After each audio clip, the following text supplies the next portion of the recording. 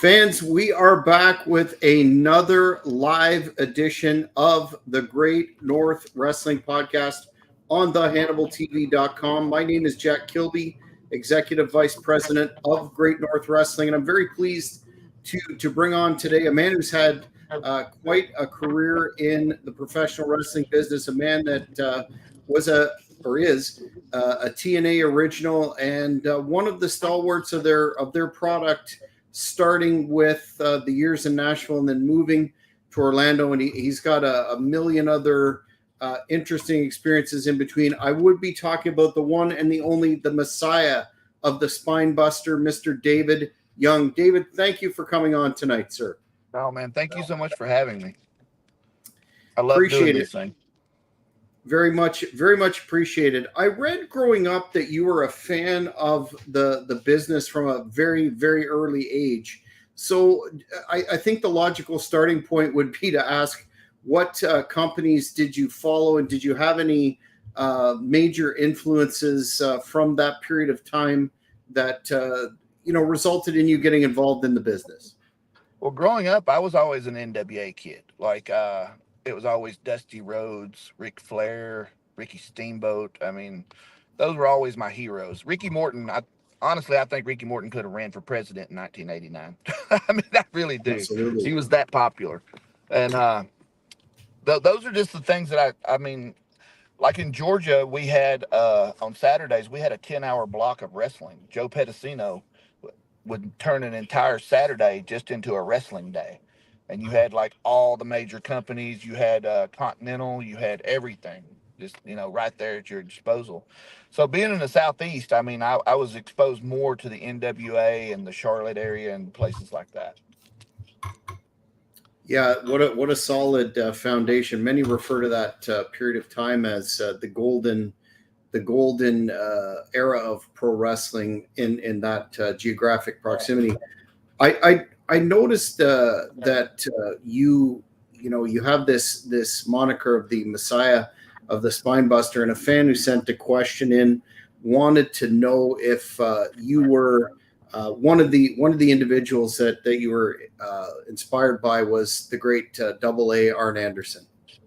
Arn Anderson was my hero. I was always a big fan of the Andersons. Like, Arn Anderson, by far, was the one person that I wanted to be like in the business. I don't know. I just studied him and Tully. Tully Blanchard and him were probably the greatest tag team in history as far as I'm concerned. I mean, the Rock and Roll Express is right up there with them, but I don't think you could have had a Rock and Roll Express without a Four Horsemen. I really don't.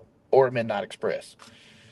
And so, I mean, yeah, I emulated a lot of things that Arn did. Like, I really tried to do his facial expressions. Because, I mean, I don't know about most people in the business. Like, me and Elix Skipper used to fight all the time. He would be like, I'm stealing that move. And I'd be like, oh, shit, I'm stealing that facial expression. I'm going to start selling that exactly that way. So, I mean, Arn Anderson, like, just the way he would come up in the corner surprised after he was just outdone and stuff. I mean, it was just little things like that stuck out to me about him.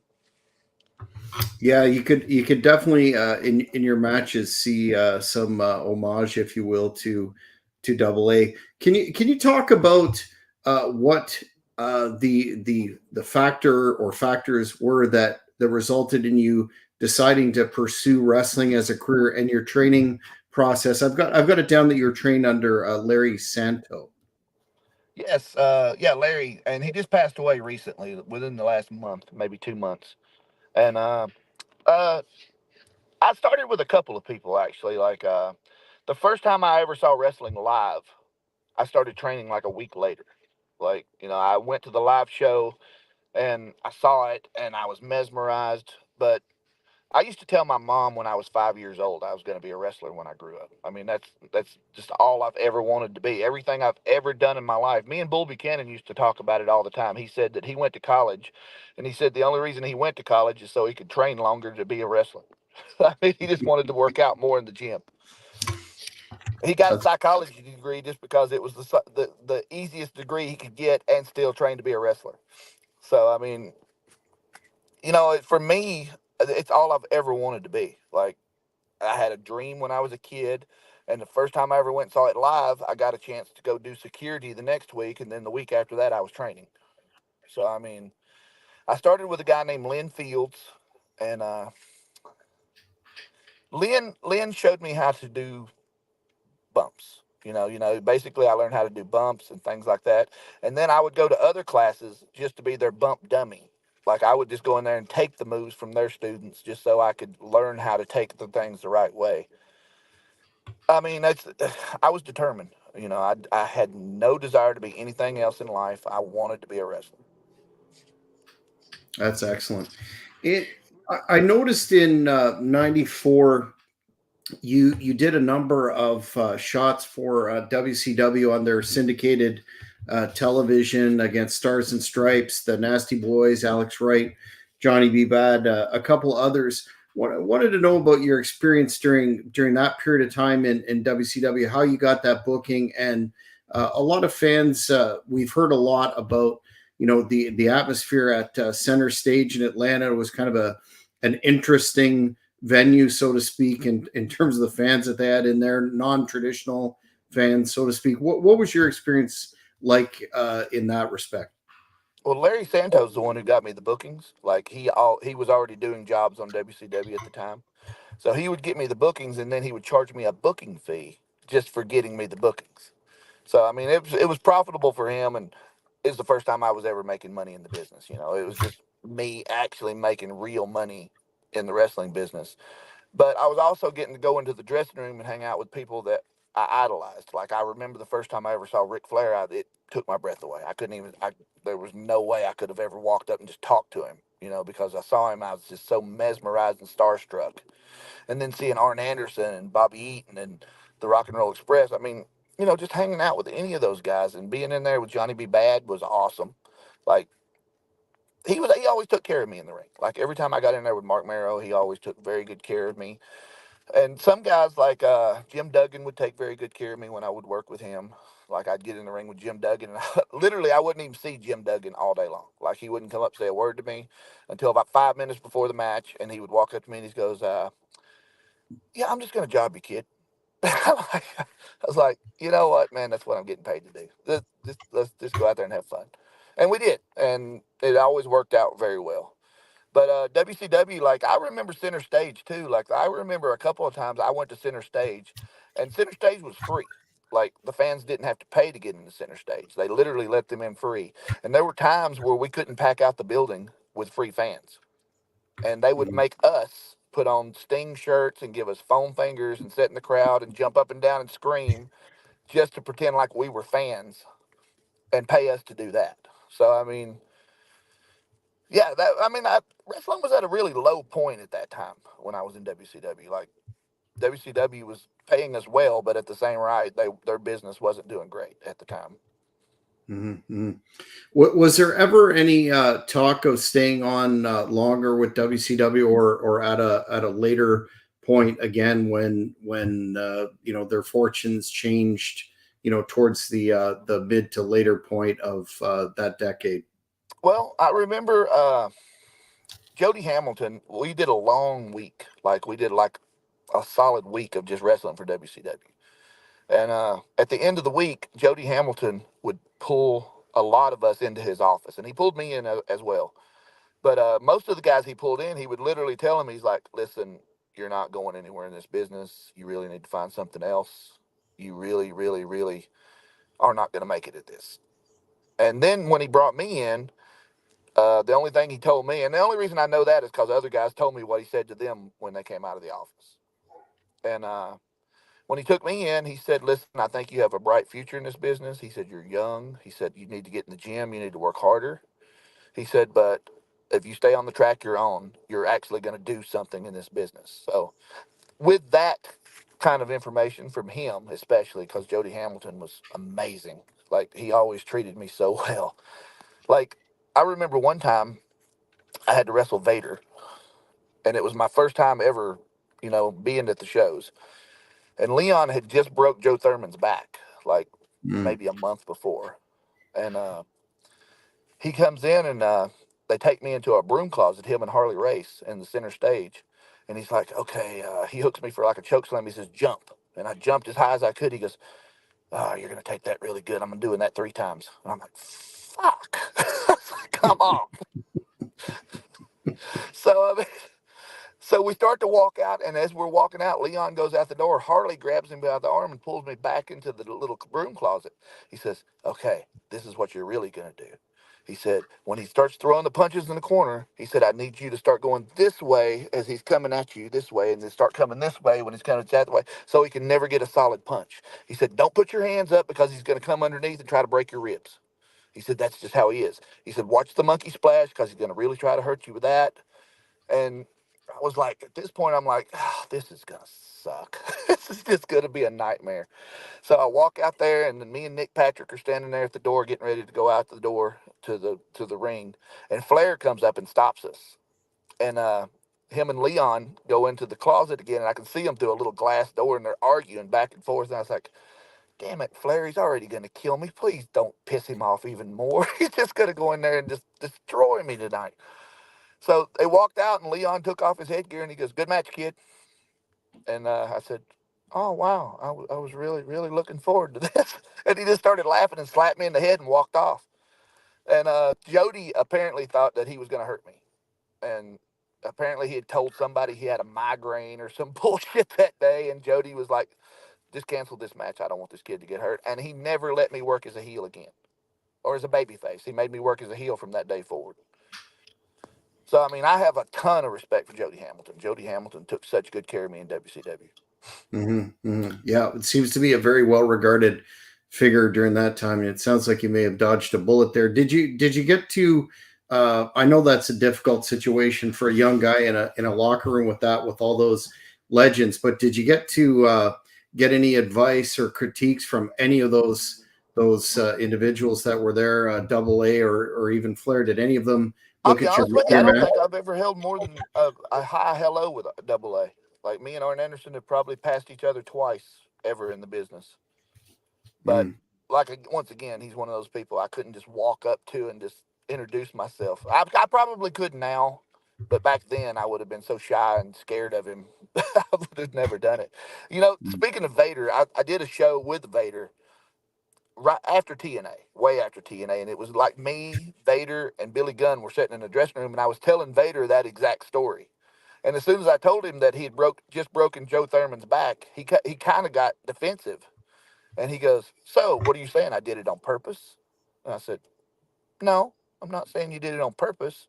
He said, "Well, I went to the hospital right after that, and that kid wasn't paralyzed or anything. He was walking and everything." And I said, oh yeah, I agree. He wasn't paralyzed, but he wore a body cast from his dick all the way to his neck, and that was for a year.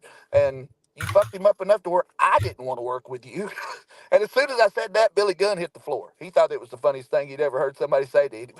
I was like, I said, I would work you now, but back then I was just a young kid and terrified. I said, you just broke somebody's back. I mean, I don't know what you expect. mm, mm. Did you encounter that other than the almost match that you have with Vader of some of the veterans taking liberties with the young guys? Not necessarily yourself, but were you privy to any of that sort of stuff? There were a lot of guys that guys were scared of there, like job guys. Uh, Scott Steiner was one of those guys. You know, he was one of those guys. You knew if you messed something up that you were going to get a receipt for it. Which I mean, you know what? I'm still fine with that. I mean, it's just one of those things where you're there to make him look good. So if you're not doing your job, why should he be nice to you? Is the way Mm, I looked at it. mm. Now you started making a name for yourself with NWA Wild Side, and you and correct me if I'm wrong. Sort of made a transition to becoming a tag team specialist. How did your tenure in Wild Side first come about? Bill Barron's, me and Air Paris had just had a match at a place called White, Georgia, and it was an unbelievable match. Like we took out all the stops, we did some unbelievable stuff, and somebody sent Bill Barron's the tape of the match. And as soon as he saw it, he came in. He wanted Air Paris right off the bat, but he was willing to take me just because Air Paris didn't have a ride.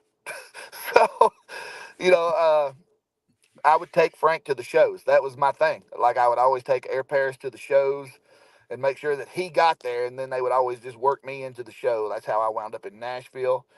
But then when I got to Wildside, me and Rick started talking because Rick pretty much owned the building. Like that Wildside was just his thing.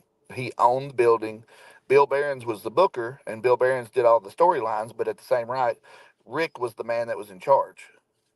So I just automatically knew as soon as coming in the door, I said, if I'm tagging with him, I'm going to get pushed. I'm going to do this. I'm going to do that.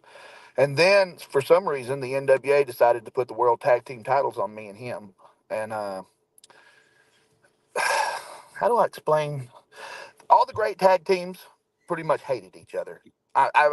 I'm just going by me and Rick because we hated each other. We really did. Like we didn't ride together. We didn't share hotels. Like if we got booked, it was a totally separate thing. I wouldn't go to the show with him. I mean, we'd already had problems on the road as it was, and we'd wind up fighting or something. And I would just be like, you know what? It's not worth it. I'll just show up to the show. I'll do the match. But for some reason in the ring, he would know what I was going to do before I did it, and the same with him. I mean, we knew exactly what the other one was going to do, and once you got in there, I mean, it was just chemistry at that point, and you can't fake chemistry. Like, I mean, in this Mm. business, if you don't have chemistry, you're just never going to be a good tag team. I mean, you have to think like one person.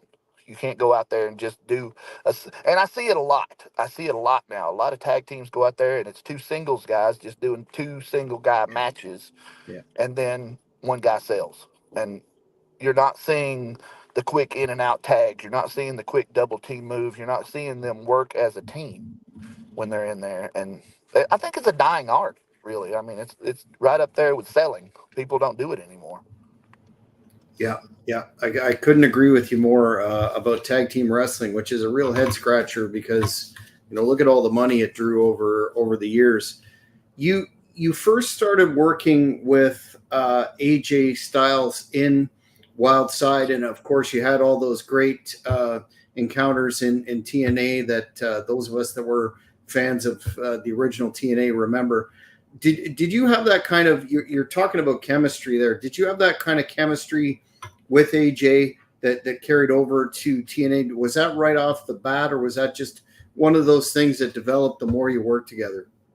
Well, I've known AJ since he very first started training. Like literally, like Rick Michaels trained AJ Styles, and I've known him since he very first came in the door at Wildside. And the chemistry between me and him actually started just when me and him went on the road together one time. Like we went on the road together and we got along so well just on the road. I make people laugh, man. I don't know why. People, I do a lot of ignorant things. And sometimes just to have the story to tell, and people just laugh at me a lot. So I mean, I've wound up in so many jobs just because I make everybody laugh. I don't understand that. But, guys would be like, David's funny. Let's make sure he goes with us on this too. So, I mean, AJ, like, how do I explain me and AJ? AJ Styles is every bit as good a person outside the ring as he is a wrestler inside the ring. Like, I've never met anybody that cares more than he does. And for me, AJ would make me come to the show, come to the Wildside Arena, and me and him would work out in the ring every day. Like we would go out there and we would just run drills, and he would run me until I'd throw up, like literally. And I couldn't keep up with him at the time, and it took me a long time to get to where I could even remotely keep up with him. And like he just told me, he's like, "You're a star. You just don't see it yet." He said, do this, and do this," and then at the same right, we started inventing stuff too. Like I think I was the first person to ever take a Dragon Rana in the U.S., and it was from AJ. And um, we had a match that we had worked out, and we would go 25 minutes uh, wrestling. We would wrestle for 25 minutes straight. We'd go to a time limit draw, and then we would ask for 5 more minutes. And then when we got the 5 more minutes, we would take out all the stops. We would do every crazy spot we could come up with, every moonsault to the crowd. I mean, you name it, we would do it. And we did that at the Tojo Yamamoto Memorial Show. And the day we did it, Jerry Jarrett came to the show to see AJ because Bill Behrens had already told Jerry Jarrett about AJ and how amazing he was. So on the way there, we were coming back from Tampa. We just wrestled each other in Tampa. And he said, listen, there's this big show tonight. We have to have a good match because, Jerry Jarrett's there to look at me. So as soon as Jerry Jarrett comes in with Burt Prentice, they stepped in between us and they started talking to AJ. And Burt Prentice turned to me and he goes, "Hey, David." I said, "Yes, sir." He goes, "Could you go get Chris Harris for me?" I was like, "Yes, sir." And I just walked away. I never got to say, "Hey, how you doing?" I never got to shake Jerry Jarrett's hand. I never got to do any of that. So we went out. We had the match. We went the 25 minutes wrestling, and you can watch it on YouTube, I think. Yeah. And then we did the 5 minutes of high spots, and we went to another time limit draw.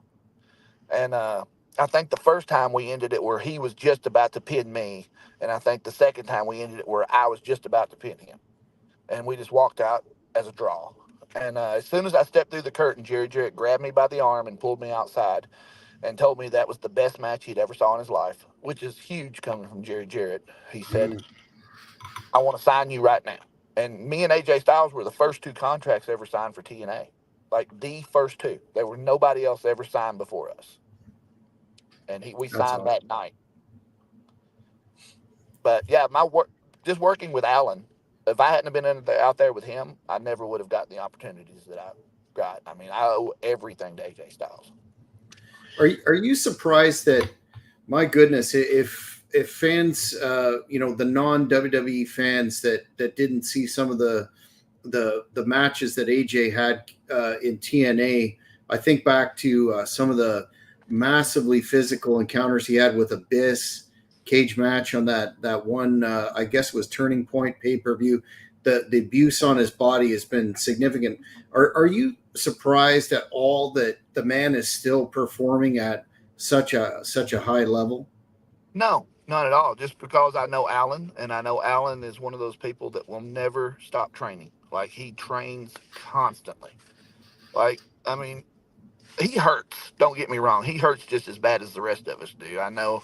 At one point, me and him had the same herniated disc. At one point, C5 and C6. So I mean, I know he's in pain while he's out there. Uh, Alan's very family motivated. Like, he wants to earn for his family, and the more he can make for his family, the better. Like, his wife is amazing. I love Wendy. Wendy is like the greatest saver in the world. Like, they're never going to be broke ever because Wendy saves every penny that they have, and she helps him with the finances and keeps him honest on the road. And I mean, he just has such a good family. Like, he's just such a good guy. Like, Allen is amazing as far as I'm shocked that he's still in there. Like I would have retired, you know. Well, hell, I'm still doing it too. Don't get me wrong, but it's Hmm. it's not on his level. Like it's nowhere near his level. I'm a song and dance man now compared to him. I go out there and I just work the crowd and play games now. And like he's still out there doing every major move you could possibly do and taking every major bump you could possibly take. So I don't know Hmm. what he makes, but he's worth every penny he gets. Like he really is. Yeah, absolutely. A fan sent me a question wanting to know your experience working with the legendary and unfortunately gone too soon New Jack in 2001. Oh, New Jack. Oh, he took years off my life. You know what? I love Jerome. Jerome was a good guy. I really, really did. I mean, I always told people, I said, Jerome Young is probably one of the best people I've ever met. He would give you the shirt off of his back. I said, New Jack hates you and he wants you to die. And unfortunately, when he got in front of a crowd of people, you always got New Jack. Like he had to have that persona and he had to build that character 24/7. Like he lived it. Like he Man, there was one night I wrestled New Jack, and we were at a bar downtown Atlanta, and it was an outside show, outside the bar. And the promoter said, "Listen, you guys can't bleed. I can't have blood here because we serve food." So during the match, me and New Jack are bleeding so bad that we can barely. I mean, it's just squirting out of my forehead. We're covered in blood, and the owner's so mad. He's outside the ring. He's just super upset. And New Jack asked for the microphone after the match, and he said no. And he said, "I'm not giving you my microphone." And New Jack literally pulled me up, and he leaned down and he goes, "I will not cut you." And he pulled a pocket knife out of his pocket and he stuck it to my forehead. And he told the promoter, he said, "You'll either give me that microphone or I'm going to cut him from one side of his head to the other." And I'm laying there thinking, so this is how it's going to end. This is the one day that this happens. This is somebody should have just warned me about this. So I'm laying there thinking that doom is about to set in for me. But the guy tossed him the microphone and he started talking. So I get the hell out of the ring. I get in the back as fast as I can. Well, they had us in the back and they had it tarped off. Well, Jack gets in a fight with a fan, and the guy, like, the security's holding them apart, and the guy reaches over and he rips Jack's shirt, and Jack goes crazy. He starts going after the guy. He's trying to get to him, and then he's like, "You know what? It's not worth it. It's not worth it. You know what? I'm done." And he starts to walk away. Well, the guy starts to turn around and walk away. Well, Jack runs and tackles the guy, and when he jumped on him, he cuts him from one side of his forehead to the other. And when he cut him, he slams his head into the concrete and there's blood going everywhere. And this guy's wife jumps on Jack's back and he flips her head first into the floor. They had to call an ambulance for her, by the way. And Jack comes in the dressing room with the knife and he cuts a hole in the wall and rips it open and throws my bag out in the street. And he throws his bag out in the street and he says, "Come on, David, we're going to the strip bar." And that's literally the way I left that show. I crawled through a hole into the street covered in blood, and we're going to a strip bar to like clean up and watch strippers. It was just Jack was one of a kind, man. Like he was just one of those guys that lived his gimmick. Hopefully, you got paid in advance on that one. Thank God. Thank God for that. Jack was good about getting his money up front. So, so you signed with TNA. You were the very first. You and AJ, the very first signings. I'm curious when the model, the business model, which was, quite a departure from the traditional pro wrestling business model in terms of a major company, that it was a weekly pay per view. How was that laid out to you, and what were your thoughts? Uh, I'll be honest with you. In the beginning, I thought it was just as doomed as everybody else did. But the more I worked there, the more I saw that every time somebody put a nail in the coffin of TNA, TNA made a huge comeback. Uh, I give Jeff Jarrett a lot of credit for that, man. Like, there's things now, like, I hated working for Jeff when I was there. I really, really, because Jerry Jarrett loved me. Jeff Jarrett did not. Jeff Jarrett was not a huge David Young fan by any means. So, I mean, and now when I see how Jeff, I watch a lot of Jeff's podcast, and I've learned things just from listening to him that I didn't know then. Like, things that he was dealing with and things that he was going through, and then all the guys that were coming to him. Like, I had no clue that guys were coming and complaining to him because I was getting too much TV time.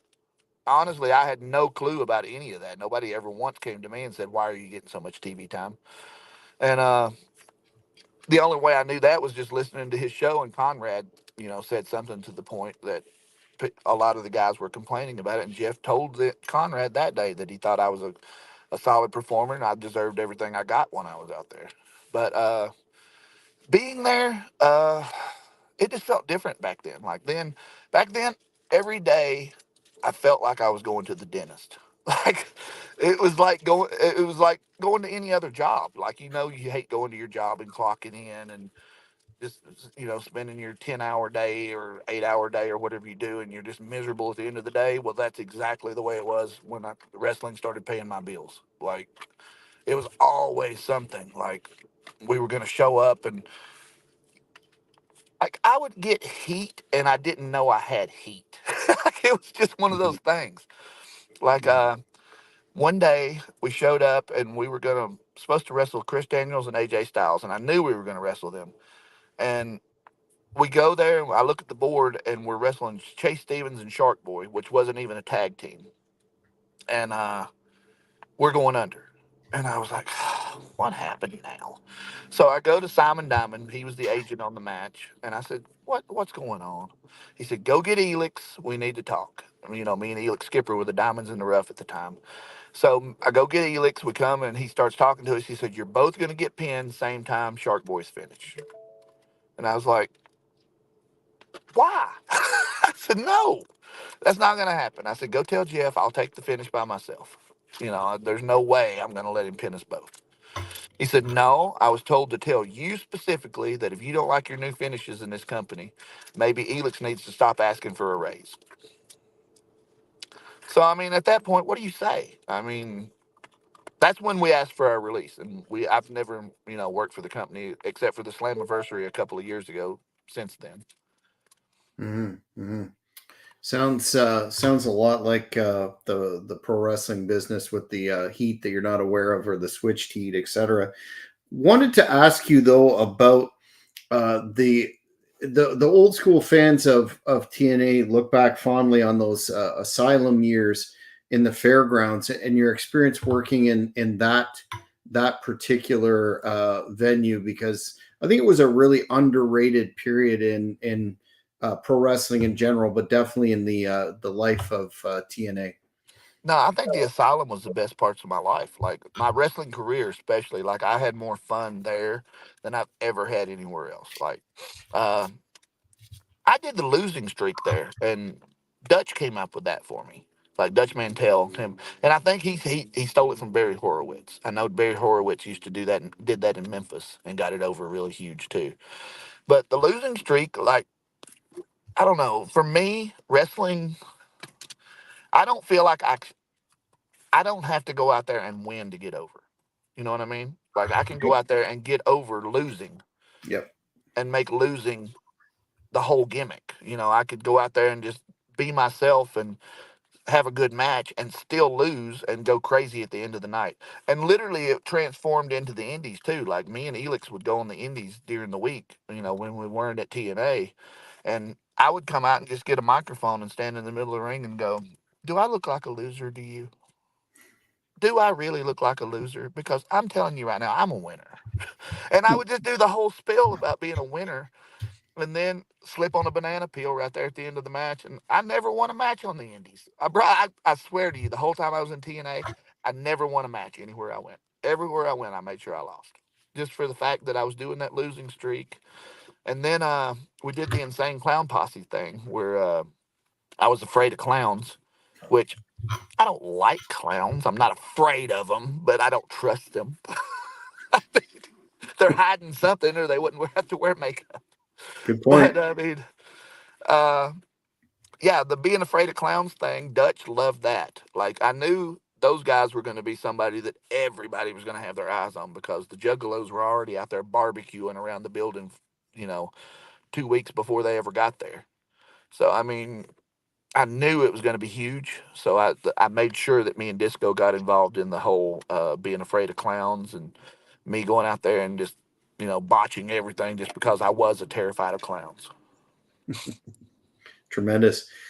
Wanted to also ask about your experience or your tenure with. Did you have much interaction with Vince Russo during that period of time, or uh, his general? Did he have any involvement in your work as a whole? Vince Russo hated me. He really did. He took me for a ride in his car one day, and he told me that every time I spoke, the only thing he heard was the TV show Hee Haw, and that he had no desire to push anybody with a Southern accent. Like he said that he just being from New York and being a New Yorker, which I don't know how that made him special in any way, shape, or form, but uh, he said that he just couldn't push somebody from the South. So I mean, that was pretty much my interaction with Vince Russo. Yeah, strange given the fact that TNA was based where it was, and his he often criticized Vince McMahon for the same sort of thing. So that's interesting. Yeah. you teamed. This is another fan question. In 2003, you teamed with the legendary Dusty Rhodes, the American Dream. Wanted to know about that as well as your thoughts on Cody as the champion thus far in his run. Oh man, I'm really impressed with Cody actually. Like Cody come out there and like changed his own career. Like going to AEW was probably the greatest thing he ever did because it raised his value so much in this business. And now he's actually killing it in WWE, which is awesome. I love Dusty. Dusty was a good guy. When Dusty came as a booker in TNA, he's another one of those guys. It was just really easy to get stupid heat with. Like I remember one day I got booked last minute for a show, and they called me like the night before, and Bob Ryder had to book the flights. And when he booked my flight, the only thing he could get was a first class ticket. So when I got on the plane, I sat down. He had Dusty in coach, and for the next 3 weeks after that, I had nothing but heat with Dusty because I was in first class and he was in coach. Like it had nothing to do with me whatsoever.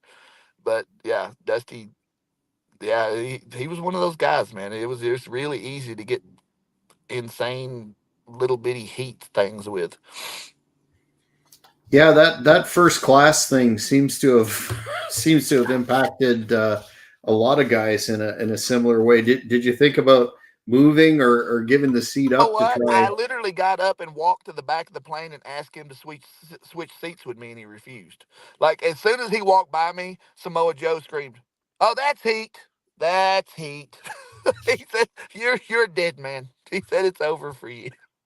And I was like, "Ah, oh, damn it!" I got up and I went and asked Dusty if he'd please take my seat, and he's like, "No, no, no, no, you take that seat. You're good. You go ahead." I wasn't good. Yeah, that was a lie. It was just Yeah, horrible from that day forward. yeah, that's wild to me. Wanted to just throw a couple of names out of your colleagues that you work with in TNA at the time. Just a quick name association for that initial period where the company was taking off. Starting with you mentioned Chris Harris, but a man that we've had up in Great North Wrestling about a year and a half ago did a tremendous match against the Blood Hunter, America's Most Wanted as a team, but of course, Cowboy James Storm. I love James Storm. I love James Storm. James Storm, the first time I ever worked in Nashville, Tennessee, I did a show at the fairgrounds, which is the asylum. Burt Prentice was running the show, and it was the first time I had ever worked a show where it was so packed. Like you had to fight through the crowd. Like I remember watching old videos of Dusty where he was having to like just swim through the people to get to just to get to the ring. And it was exactly that way at the fairgrounds that night. It was, I think, the main event was the Fabulous Ones against the Tennessee Vols, Reno Riggins and Steve Dahl. And I was the opening match against James Storm. That's how first time we'd ever met. And it just felt so weird because I was having to fight through the crowd to just get to the ring. And then when we get in there, I had a 5-star match with James Storm. Like from that day forward, I mean, every time I've ever worked James Storm, like he will call a million spots just for the fact that he knows that I can do them with him. Like, and he knows I'll be right there for anything. Mm-hmm. What a talent! A guy you mentioned, and of course have some significant history with, and a very controversial presence now, thanks to his podcast, Keeping It 100, and that would be Disco Inferno, Glenn. Glenn was one of those guys where I look at Glenn the same way I look at Raven.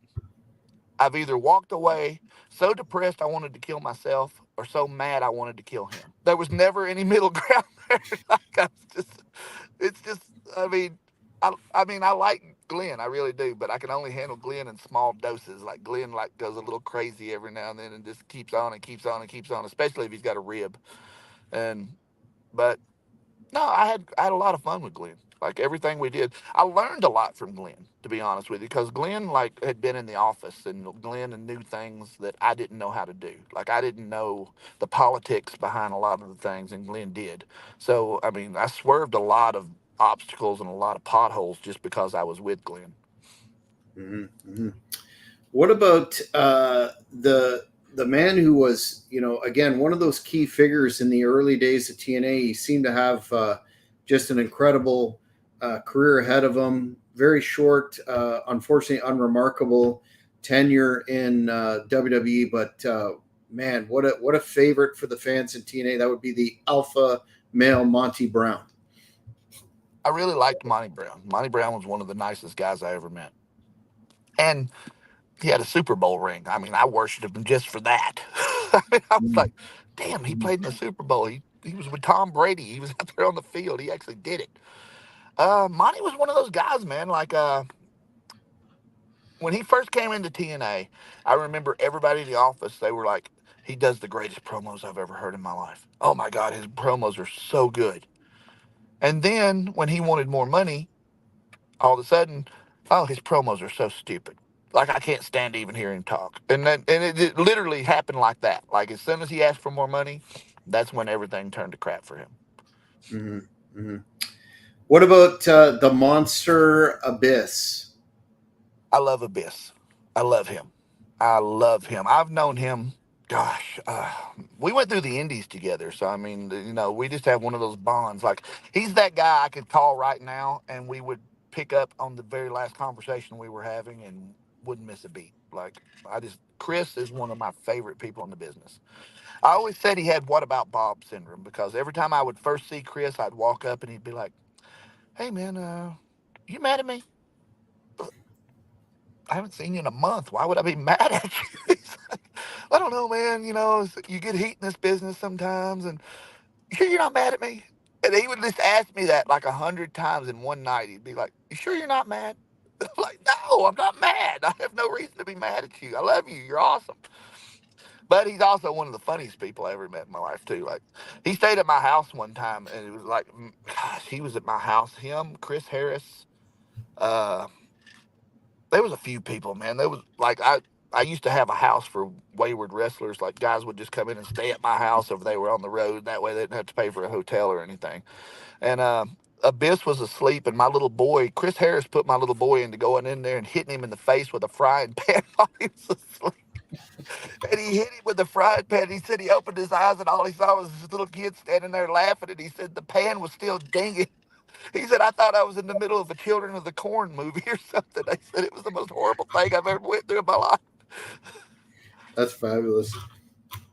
Did you? I know you mentioned earlier Shark Boy, but what were your thoughts on that presentation? It was unusual from the start, to say the least. I love Dean. Dean is one of my favorite people. Me and Samoa Joe used to fight all the time on who was going to be his best friend after he sued Disney. Like I would come out to the pool and Joe would be out there and he'd go, "So Dean's in India this week. You think did you send him a care package or anything like that?" I said, "I didn't have a chance, Joe. I was taking care of his kids and washing his car. I couldn't have a chance to send anything today." But I mean, I love Dean. Dean is one of the funniest guys I've ever met in my life, and it shows that when he's out there, when he did the Stone Cold stuff and all that stuff. I mean, that was just hilarious, and that was just him. He would do that in the dressing room, and that's how all of that stuff started. Like Jay Lethal would just imitate Macho Man or imitate Flair or imitate somebody in the back, and we just see it, and the next thing you know, the office saw it, and it would wind up on TV.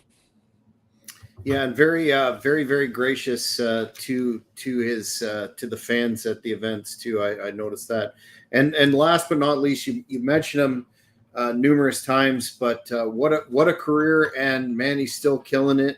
Could still be a world champion, carrying that title today. Had a great run in AEW, and that would be the man Samoa Joe. Oh man, I have a great Samoa Joe story. like we had this game that came from England. Johnny Storm brought it from England, and you would just walk up to somebody and you would throw a punch, but you would just barely tap them, and you had to do it when they least expected it. And I don't know exactly how or why. I'm sure alcohol was involved, but me and Joe decided we were going to hit each other in the face as hard as we possibly could, and uh, you had to do it when he least expected it. Like I punched him while he was peeing one time because I knew he couldn't hit me back. And and I don't know if you've ever pissed off a Samoan before, but I don't recommend it especially as far as insurance rates go, because it's not a pleasant thing. Samoans are not the people you really want to piss off. Mm. But one day I decided I was going to, like, they had done this prank on me where I was coming back from the bar to the hotel, and I had like 5 or 6 people with me, and I get a text from Chris Daniels, and it said, "Joe is asleep." And I was like, "Oh, I'm going to punch that bastard while he's sleeping." So I was like, "Leave your door open." So I come up there and I bring all these people for witnesses, and I go tiptoeing into the room. And as soon as I get in front of the bed, Joe dives out of the bathroom and he just cold cocks me. And I bounce off the TV, I bounce off the bed, my face is in the floor, my ass is in the air. And like, everybody's laughing at me. Chris Daniels videotaped it with night vision on the other side of the room. It was just nothing pleasant came out of this for me. So I went to Scott Demore and I said, "Listen, nobody watches the local show that we do here in Orlando." He said, "Let me wrestle Joe in a singles match on that, and I'm going to hide beside the ramp, and I'm going to punch him as he's coming down the ramp." And Demore agreed to it. I don't even know exactly what would make him agree to it, but it was intriguing enough to where he said, "Okay, let's do it." So Joe had no clue this was going to happen. So me, Elix, and Simon Diamond go to the ring, and Joe's music hits, and I run and hide beside the ramp. And when I jumped and I punched him, I had missed his jaw and I hit him right here in the side of the eye. And when I did, his eye instantly started to swell. And he's mad. I mean, he's so mad. He's like a damn raging bull trying to get to me. But Elix and Simon had done jumped on him and started hitting him. And he's trying to fight through them to get to me. And he come up and he forearmed me on the floor, and I flipped into the ring. And when I come up on my knees, he hit the ropes and he kicked me in the chest as hard as he could. And then he hits the ropes again and he kicks me in the chest as hard as he can again. And I did a backflip and came up in the corner. And he ran and he dove in and he forearmed me in the jaw as hard as he could. And as soon as he hit me, I was laying there for a second. I looked at him. I said, "Are you done, Joe?" I said, "Are you done?" I said, "I punched you on national television. I don't give a shit what you do at this point to me. I win." And he stops for just a second and he goes, "Okay, I'm playing now." But he was light as a feather after that. Like, he never hurt me again. But as soon as we got to the dressing room, he collapses into the floor because when I punched him, he hyperextended his knee and it tore his PCL. And Jeff Mm. Jarrett lost his mind. Jeff was in my face. His finger was in my chest. He was like pointing in my face. He was just like telling me, "I'm done. I'm fired," and all this and that. In front of everybody too. And then Scott Demore just, thank goodness for Scott Demore. Scott Demore goes, "Actually, Jeff, I gave him permission to do the whole thing." Just like, that's the only thing that saved my job, was the fact that Scott Demore stepped in. And then Joe stepped in and was like, "You know what, man, I've punched him in so many different times and it's been hilarious." He said, "Just because he got me on TV doesn't mean that he should be fired for this." So, I mean, they went to bat for me. But yeah, Jeff was ready to just get rid of me right then and there. Which, I've been fired from TNA so many times. Hell, one time I was at TNA and I read it on the kayfabe sheet while I was there that I'd been released. I took it to Jeff and showed it to him, and then he was like, "Yeah, you can't believe everything you read." And then I was off TV for 6 weeks. So, I mean, it's Why do you weird how think? you find out. Why do you think Jeff wasn't in your corner, so to speak? Him and his dad didn't get along. They really didn't. Like, they argued constantly. There was one time Jerry Jarrett took me out into the stands, and I don't even know if I've even told anybody this story ever. But he told me he was going to start a rival company against TNA, and he wanted me to be a part of his company. He said, and this is exact words. He said, "For everything that Jeff Jarrett knows in this business, at the same time, he doesn't know his ass from a hole in the ground." He said, "He didn't see a star in you from day one, and I think he's wrong." He said, "Come to me, and I will make you the star that you should have been." And at that point, as soon as Jerry told me that Hacksaw Jim Duggan was going to be his booker and all this and that, I was like, "Jerry, I'm going to be honest with you. I'm getting a paycheck here, and it's feeding my family, and I just can't do it. I'm going to stick this out and see where it goes." and Hmm. the company never came across. So I mean, it was probably the best thing I ever did. Hmm. Hmm. A fan on you mentioned the diamonds in the rough, which Hmm. we're a quite a ubiquitous presence on TV with Diamond and Elix and all those great matches that you had. A fan wanted to ask in particular about you worked a number of bouts against Team 3D, the Dudley Boys, and Hmm. any memories of working with Devon and Bella. Tons. Yeah, actually, we were the first team to actually work them coming in the door. Like they put them in there with us coming out right off the bat, and all day long, Simon Diamond would come to us and goes, "Bubba's gonna kill you." Really, Bubba's gonna kill you. He goes, ask me what I think about Devon. I said, ask me what I think about Devon. Devon's a great guy. You're gonna love working Devon. Oh, we seem to have unfortunately had David Freeze. Let's hope that we get him back, hopefully quickly. This tends to happen. Fans apologize for any inconvenience there. We'll hope that David comes back. What a storyteller, certainly does not disappoint for those of us that are fans of the original Total Nonstop Action. Have a quite a bunch of questions more, so hopefully we'll get him back. If not, we'll have to reschedule the second half of the interview, but let's hope that the technical issues resolve themselves. We'll give it a couple of seconds here. Any fan questions for David that you want to get in? Because I imagine we're going to be doing a part two. Please send them to myself on Facebook or X under No Gimmicks Guy on X or Jack Kilby on Facebook, and we'll get that into the second interview that we're likely going to be doing.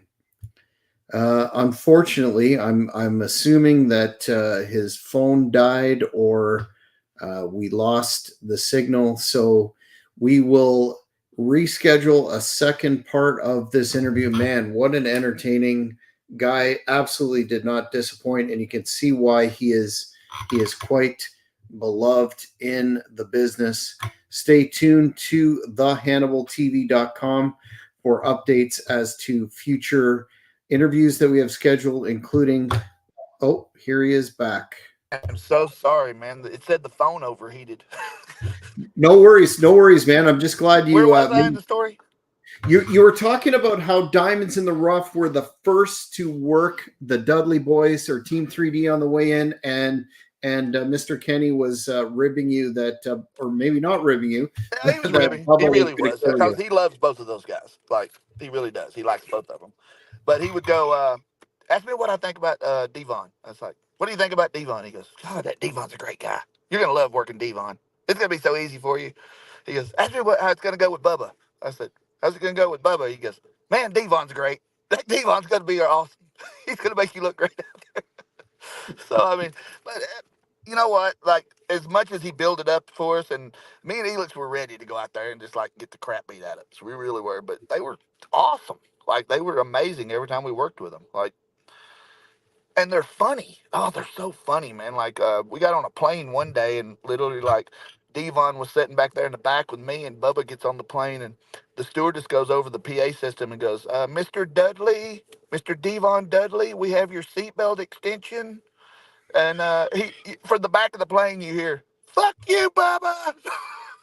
Like it was just like hilarious. Like it's just constantly those two were ribbing each other. But no, I mean I had great matches with both of those guys. Every time we worked with them, they were awesome. Mm-hmm, There mm-hmm. was this one time, and it's not even this one time. Elix went through this phase where if Elix had to take something horrible, like Elix would always get a concussion and not know what the hell was going on, and then Dave would have to go in there and take it for him.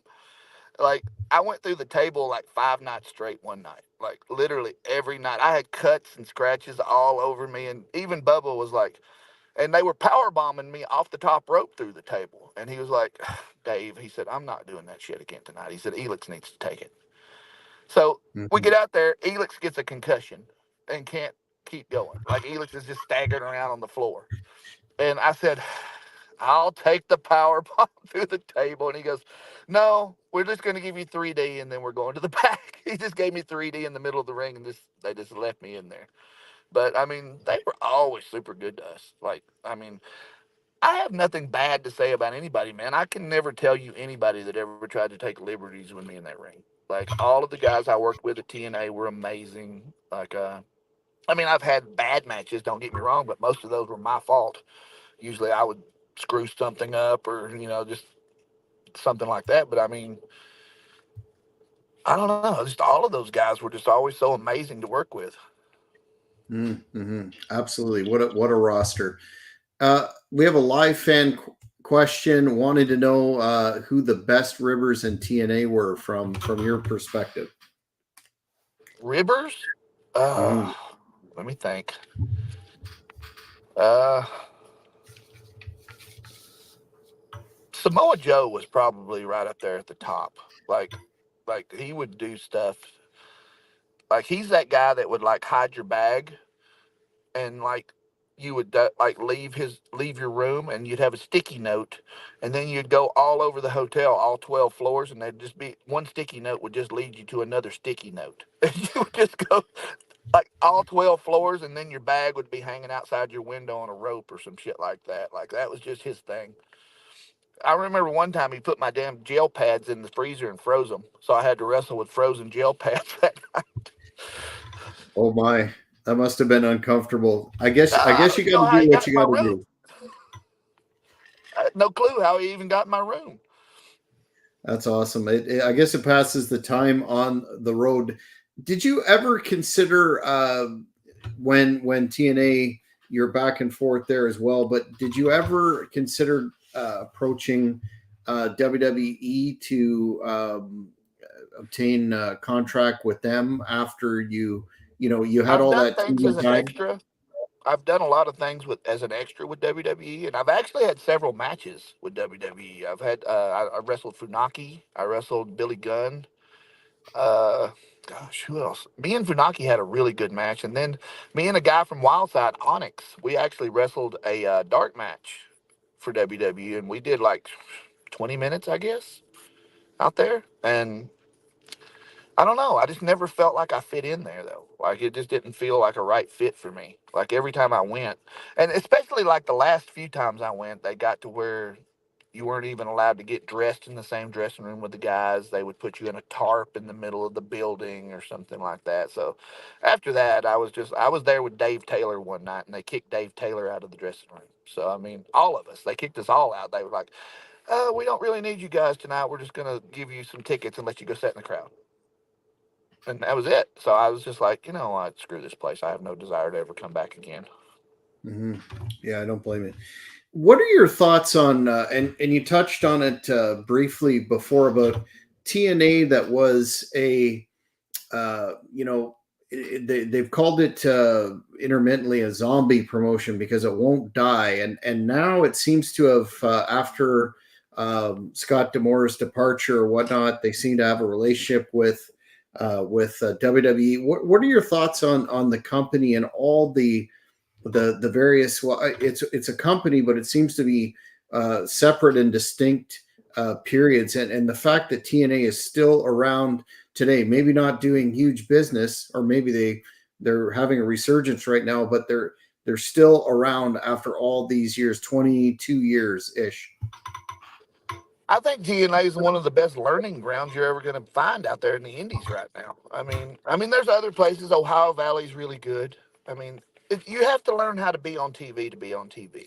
And when I very first went to TNA, I didn't know how to be on TV. Like Wildside TV was totally different than being on a major network TV. Like I didn't know times. I didn't know how to hit my mark. I didn't know how to. I mean, there was just things I didn't know about acting and about just being out there. And when you go to these companies, they expect you to already know that. That's why nobody's going to tell you how to do it. Like, nobody's there to help you through this. TNA was the same way. TNA, we had nobody to say, "Hey, do this, this, and this that way." The closest I had to that was Dutch, and Dutch would come up to me and be like, "David, you're overacting. Don't do that." He said, "Slow down, talk lighter." And Dutch was a huge help to me. Like I love Dutch Mantel. Dutch Mantel is one of my favorite people in the business. Like he would literally like kind of take me under his wing, and he would literally be like, and sometimes he would come up to me and go, "You're the only one in this company that gets it."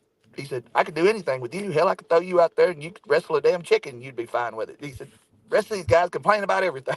He's like, Hmm. that's, and I think it's more ego driven now that guys get out there and they think that they have to look cool or they have to look like.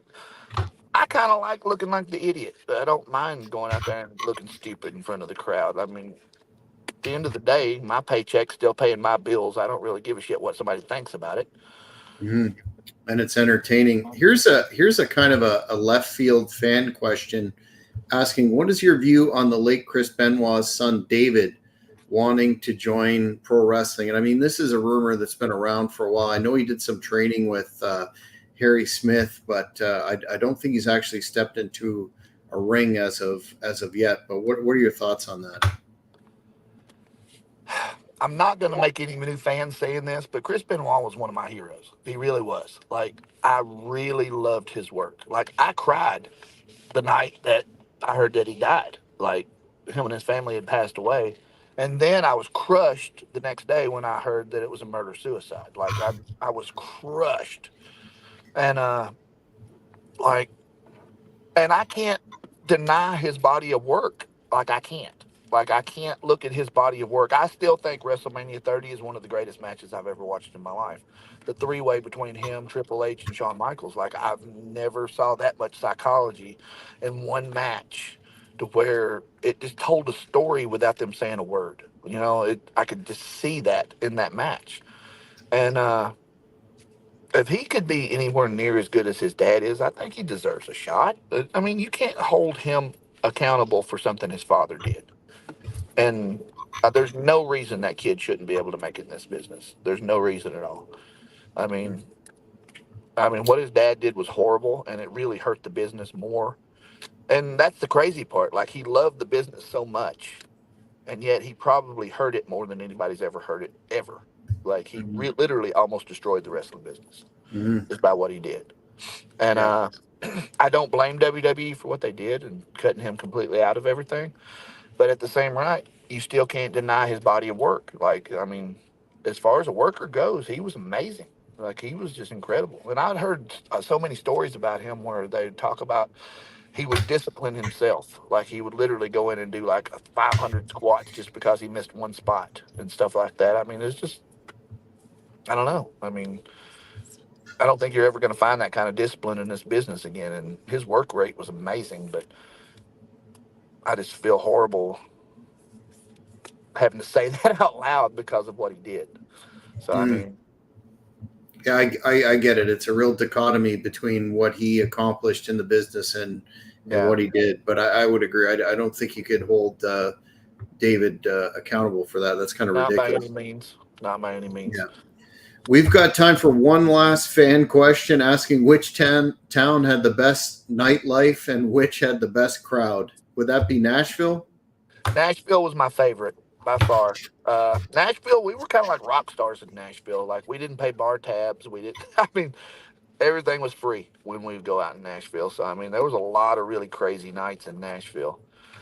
Uh, a lot of good people too. Like we just had people that literally, as soon as we go out, they would be like, "Hey, come to our club. We want you in here." And then uh, there's other places I've loved too, though. I loved Salt Lake City. Like it's one of my favorite places to just go wrestle. Like I just love being around the Rocky Mountains, and the people are so nice there, and it's just uh, me and Chase Stevens had a few crazy nights in L.A. To be honest with you, I mean, every time I say the name Chase Stevens, like everybody's like, "Oh, I'm sure you got a crazy story." I mean, but yeah, we have a ton of crazy stories with Chase Stevens. Yeah, great guy. I also had the pleasure of interviewing him as well. You've had a lengthy career. You've been on national television. You've got a lot of accomplishments. You're continuing to work to this day. Got a pretty hot tag team down in that territorial area. What would you, if you had to boil it down, what would you consider your proudest accomplishment, if you will? To be honest with you, the only reason I'm in the business now is to try to help young people. Like I really like going out there and finding guys that are good, that can open doors for themselves. And if my name can open their doors for them in any way, shape, or form, I mean that's something that I'm still hanging out for.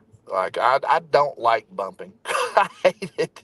You know, man. There's nothing about landing on my head that appeals to me at this age. Mm. But I do like going out there and dealing with the fans. Like I love entertaining the fans. I love being in front of the crowd. I love just you know finding ways to entertain them without me landing on my head. Like the more entertaining I can be, and the better for me.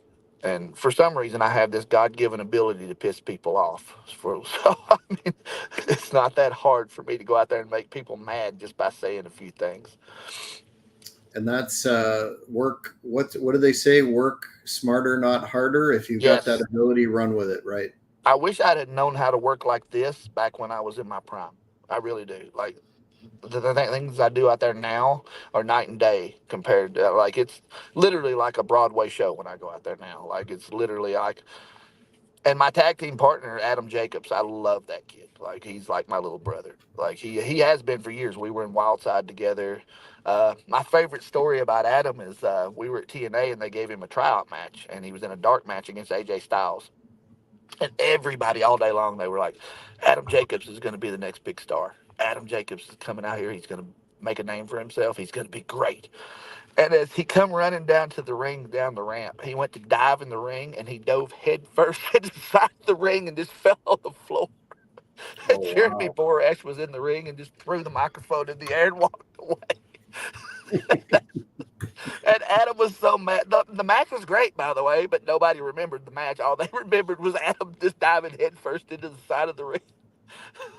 He looked like a lawn dart, just diving into the side of the ring. Nerves, I Uh, guess. Right.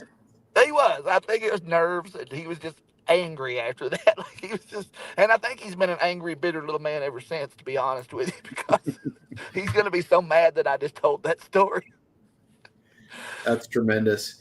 We've really burned through our time, David. It's been a lot of fun. I really appreciate you coming on and telling some of your great stories. Where can the fans keep up with you on social media or all your upcoming events? Anything that you want the fans to know about, please do right now. I mainly work for Bullpen Wrestling right now. Bull Buchanan has his own company in Monroe, Georgia. Is it Monroe? Monroe, Georgia, and like it's amazing. Like every time I've worked for him so far, it's been incredible. I just did Dragon Con Thursday, and we probably had like 1,500 people there, 2,000 somewhere in that range.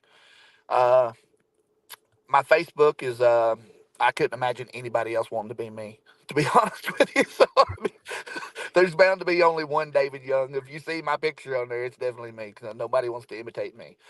And the same with my Instagram. It's usually at David Spinebuster is what you would find me at on those things. So Well, want to encourage the fans to check you out. Keep on top of all the good stuff that you have going on.